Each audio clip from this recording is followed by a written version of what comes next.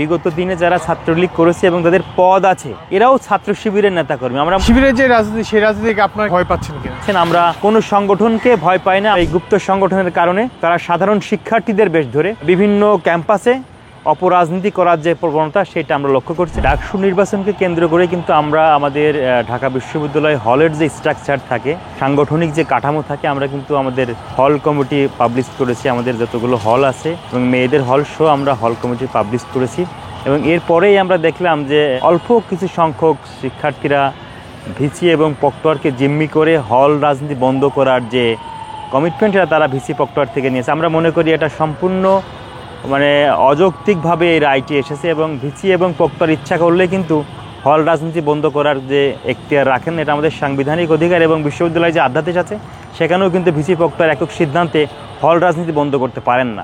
আপনি বললেন যে শিবিরের রাজনীতির বিষয়ে তারা এতদিন ধরে গুপ্তভাবে ছিল এবং এই 5 আগস্টের পরে তারা প্রকাশ্যে রাজনীতিতে এসেছে, কিন্তু তারা তাদের কমিটি এখনও পাবলিশ করেনি এবং আমরা কমিটি পাবলিশ করার পরেই আমরা খোঁজখবর নিয়ে দেখলাম যে যারা এই যে বিশ্ববিদ্যালয়ে হল রাজনীতিগুলো বন্ধ করতে চায় এরা কিন্তু কোনো না কোনো সংগঠনের সাথে, গুপ্ত সংগঠনের সাথে জড়িত এবং এরাই চায় না যে ছাত্রদল প্রকাশ্যে যে রাজনীতিটা করছে এটা হলে চালু হোক। আমরা কিন্তু শাহবাগ থেকে 3 তারিখে আমাদের ছাত্র সমাবেশ শেষ করে কিন্তু আমরা 9 দফা লিখিত বক্তব্য দিয়েছি যে আগামী দিনে ক্যাম্পাসগুলোতে ছাত্র রাজনীতি কেমন হবে, ছাত্র রাজনীতি ডাকসুর বিষয়ে ছাত্রদল, ডাকসু এবং ছাত্র সংসদের বিষয়ে ছাত্রদল তার লিখিত বক্তব্য দিয়েছে। আমরা প্রত্যেকটি ক্যাম্পাসে সারা বাংলাদেশে কেন্দ্রীয় ছাত্রদলের নেতৃত্বে 38টি টিম কাজ করছি এবং আমরা প্রত্যেকটি ক্যাম্পাসে কিন্তু ছাত্রদলের যে আগামী দিনের যে রাজনীতিটা, আমরা কোনো 5 আগস্টের পরে আমরা কোনো শিক্ষার্থীকে জোর করে মিছিলে নিয়ে আসিনি, কোনো শিক্ষার্থীকে আমরা গেস্ট রুমে নিয়ে আসিনি। হল রাজনীতি শুরু হয়েছে মাত্র, আমরা কোনো শিক্ষার্থীকে জোর করে আমাদের কোনো প্রোগ্রামেও নিয়ে আসিনি। আমরা কিন্তু পরিবর্তিত পরিস্থিতিতে কিন্তু আমরা আমাদেরকে যে শিক্ষার্থীরা যে বিষয়টা চান, বিগত দিনে ছাত্র সংগঠনের দ্বারা যেভাবে নির্যাতিত হয়েছে, নিপীড়িত হয়েছে, আমরা সেই রাজনীতি কিন্তু পরিহার করতে চাই। শিক্ষার্থীদের সাথে নিয়ে শিক্ষার্থীরা যেমন পরিবেশ, শিক্ষার পরিবেশ চান, আমরা সেই পরিবেশ রক্ষা করার জন্য কিন্তু সারা বাংলাদেশের প্রত্যেকটি ক্যাম্পাসে কাজ করে যাচ্ছি। কিন্তু আমরা যখনই যে কোনো জায়গায় বিগত 17 বছর কিন্তু ফ্যাসিস্টের কারণে আমরা কিন্তু প্রত্যেকটি ক্যাম্পাসে আমাদের সাংগঠনিক কাঠামো ছিল না। 5 তারিখের পরে আমরা যেখানেই সাংগঠনিক কাঠামো দাঁড় করাতে গেছি, এই গুপ্ত সংগঠন কিন্তু তারা রাজনীতি চাচ্ছেন না। প্রকাশ্য রাজনীতি থাকলে তাদের রাজনীতি করাটা কঠিন হয়ে যাবে, তারাই এই জন্য নেপথ্যে কাজ করছে। আমরা মনে করি যে সংগঠনই রাজনীতি করতে চাক তাদের প্রকাশ্যে এসে কমিটি প্রকাশ করে রাজনীতি করা উচিত। ওয়ালটন এখন দেশের সীমানা পেরিয়ে পৌঁছে গিয়েছে 50টিরও বেশি দেশে। ওয়ালটন, ঘরে ঘরে, বিশ্বজুড়ে।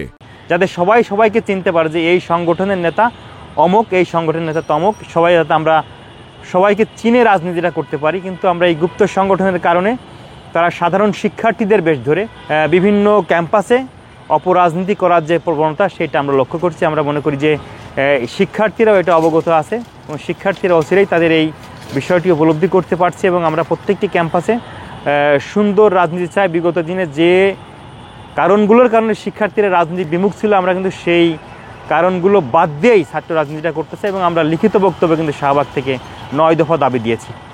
শিবিরের রাজনীতি প্রসঙ্গে যদি বলি, শিবিরের যে রাজনৈতিক পরিস্থিতি, সেই পরিস্থিতিতে তারা কেন কমিটি প্রকাশ করছে না? তারা কি আসলে ছাত্রলীগের সঙ্গে তাদের যেমন উপস্থিতি ছিল, ছাত্রদলের সঙ্গে শিবিরের যে এখন কি আসলে ভেতরগত অবস্থান আছে কিনা সেটা আপনারা নিশ্চিত? আমরা দেখলাম যে বিগত দিনে যারা ছাত্রলীগ করেছে এবং তাদের পদ আছে এরাও ছাত্র শিবিরের নেতাকর্মী। আমরা মনে করি যে ছাত্র শিবির যদি বিগত 17 বছরের তাদের কমিটি প্রকাশ করে, আমরা মানে অসংখ্য নেতাকর্মী যাদের বেরোবে যারা ছাত্রলীগের সাথে রাজনীতিতে জড়িয়েছিল এবং তাদের পদ ছিল ছাত্রলীগে, এই কারণেই তারা তাদের কমিটি পাবলিশ করছে না। মানে আপনারা কি এখন আসলে মনে করছেন যে ছাত্র লীগের ন্যায় ছাত্র দলের সঙ্গেও শিবিরা জড়িত হয়ে পড়তে পারে, এই আশঙ্কা আপনাদের আছে কিনা? কেননা আপনারা, আমি এই আশঙ্কা উড়িয়ে দেওয়ার কিছু নেই, কারণ যারা গোপনে রাজনীতি করতে চায় তারা সব জায়গায় অনুচর হয়ে কাজ করতে চায়। যারা ছাত্রলীগের সাথে করেছে এবং যে অন্যান্য সংগঠনের সাথেও সুবিধা নেওয়ার জন্য করবে না সেটা কিন্তু আমরা বলতে পারছি না, তবে এই বিষয়ে ছাত্রদল সদা সতর্ক অবস্থানে আছে।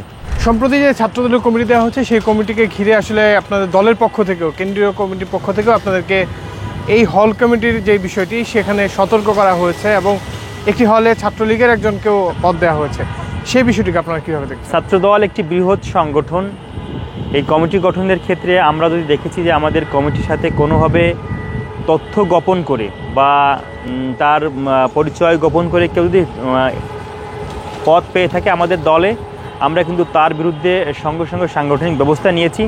আমরা মনে করি একটি বৃহৎ দলে আসলে সবাইকেই কিন্তু মানে একদম যদি তথ্য কেউ গোপন করতে চায় সব কিছু কিন্তু বের করা সম্ভব নয়। কিন্তু কমিটি পাবলিশ হওয়ার পরে যখন আমরা জানতে পারি যে এর বিষয়ে সমস্যা আছে বা এই সমস্যা এই বিগত অন্য সংগঠন জড়িত ছিল, আমরা কিন্তু সঙ্গে সঙ্গে তার বিরুদ্ধে পদক্ষেপ নিয়েছি এবং ছাত্রদল কেন্দ্রীয় সংসদ কিন্তু সবসময় কোনো বিষয়ে কোনো অভিযোগ পাইলে সঙ্গে সঙ্গে তদন্ত কমিটি গঠন করে আমরা সে বিষয়ে পদক্ষেপ নিই।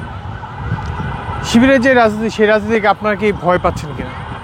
আমরা বিগত 17 বছর যাবৎ কিন্তু স্বৈরাচারী শেখ হাসিনার পেটোয়া বাহিনীর গুলির সামনে কিন্তু বুক উঁচু করে বলেছি, চোখে চোখ রেখে কথা বলেছি। স্বৈরাচারকে স্বৈরাচার বলার মতো একমাত্র সংগঠন যেটা বাংলাদেশ জাতীয়তাবাদী ছাত্রদল, এবং আমরা কিন্তু প্রকাশ্যে রাজনীতি করেছি 17 বছর, এবং আমাদের বিগত 17 বছরে 163 জন নেতাকর্মী গুম হয়েছে, খুন হয়েছে, এবং 24 জুলাইয়ের যে আন্দোলন হয়ে গেল জুলাই আগস্টে 124 জন ছাত্রদলের, শুধুমাত্র ছাত্রদলের 124 জন নেতাকর্মী কিন্তু গুম হয়েছে। আমরা কখনোই গুপ্ত রাজনীতি করি নাই, আমরা প্রকাশ্যে রাজনীতি করেছি এবং গুলির সামনে কিন্তু আমরা বলেছি আমরা বাংলাদেশ জাতীয়তাবাদী ছাত্রদল।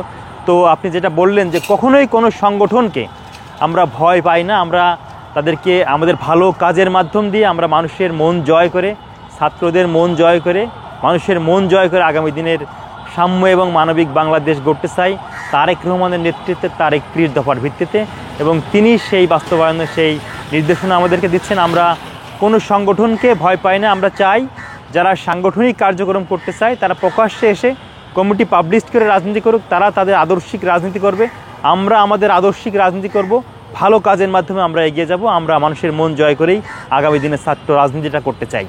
ডাকসু নির্বাচনে ছাত্রদলের প্রত্যাশা কেমন?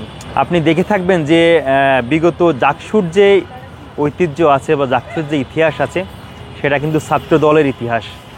একদম 90-এ যে ডাকসুটা হয়েছিল সেই ডাকসুতে কিন্তু আমাদের আমানুল্লাহ আমান, খায়রুল কবির খোকন এবং নাজিমুদ্দিন আলম পূর্ণাঙ্গ প্যানেলে কিন্তু আমরা জয়লাভ করেছিলাম। তো আমরা মনে করি যে আগামী দিনে সুষ্ঠু সুন্দর ডাকসু হলে ছাত্রদল প্রত্যাশিতভাবে প্রত্যেকটি প্যানেলে জয়লাভ করবে এবং সারা বাংলাদেশে 5 তারিখের পরে ছাত্র রাজনীতিতে ছাত্রদলের যে নবজাগরণ ঘটেছে সেটা আরও বেশি প্রকাশিত হবে ছাত্র সংসদ নির্বাচনের মাধ্যমে, এবং আমরা প্রত্যেকটি জায়গাতে আমরা আমাদের অবস্থানটাকে জানান দিতে সক্ষম হয়েছি এবং আমরা মনে করি যে ডাকসুতে প্রত্যেকটি ক্যাম্পাসে ছাত্রদল ভালো অবস্থানে থাকবে।